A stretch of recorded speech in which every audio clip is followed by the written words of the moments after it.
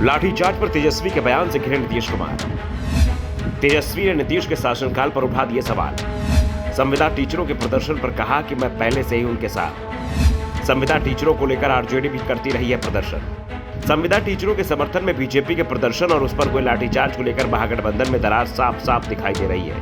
नीतीश कुमार को इस बात का एहसास है कि बीजेपी के हाथ बैठे बिठाए उन्होंने बड़ा मुद्दा सौंप दिया है, लेकिन सरकार बैकफुट पर आने को तैयार नहीं है, चाहे इससे नुकसान कितना बड़ा भी हो जाए। नीतीश तो पहले ही साफ कर चुके हैं कि वो अपनी अंतिम पारी खेल रहे हैं। 2025 का चुनाव महागठबंधन को तेजस्वी यादव के नेतृत्व में लड़ना है। ऐसे में कमजोर सीएम का ठप्पा लगाकर पद छोड़ने को वो तैयार नहीं है। इसलिए बिहार में अब हर आंदोलन पर लाठी चल रही है, तो दूसरी ओर तेजस्वी यादव को जरूर यह एहसास हो रहा है कि लाठीचार्ज उनके सीएम बनने के रास्ते में बड़ी बाधा बन सकता है। जनता को धमकाकर वोट कभी नहीं मिलेगा, वोट उनकी समस्या को सुलझाकर मिलेगा। अगर देर रहते हुए समस्या का समाधान होगा, 2024 में ही बिहार में इसका परिणाम दिख जाएगा, जब लोकसभा चुनाव होंगे।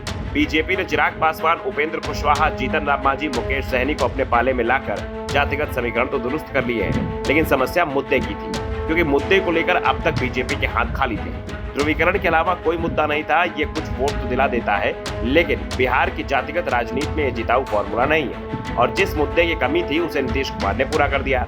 गृह मंत्रालय बिहार सरकार में सीएम नीतीश ही संभालते हैं, इसलिए लाठीचार्ज के मामले पर सवाल सीधे सीधे उन पर ही उठ रहे हैं। बीजेपी तेजस्वी की जगह नीतीश को अपने निशाने पर ले चुकी है, तो तेजस्वी भी इस मुद्दे पर अपनी ही सरकार से अलग दिखाई दे रहे हैं। उन्होंने दावा किया, सारे टीचर संगठनों से हमारी बात भी हुई है।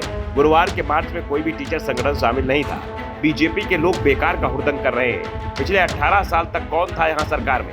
ये महागठबंधन सरकार बनी तब राज्य में बहाली निकाली गई। 18 साल तक नौकरी क्यों नहीं दी गई? तेजस्वी ने सीधे सीधे नीतीश कुमार पर सवाल उठा दिया, क्योंकि तेजस्वी यादव जिस 18 साल की बात कर रहे हैं, जिसमें 8 से 9 महीने की नीतीश की पार्टी की जीतन राम मांझी सीएम थे और बाकी के समय नीतीश कुमार ही राज्य के सीएम थे।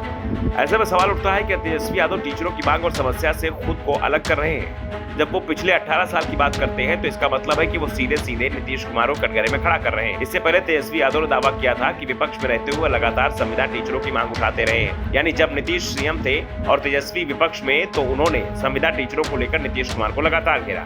नीतीश कुमार ने कोई काम नहीं किया, और इस बार जब बिहार में महागठबंधन सरकार बनी तो शिक्षा मंत्रालय आरजेडी कोटे में गया।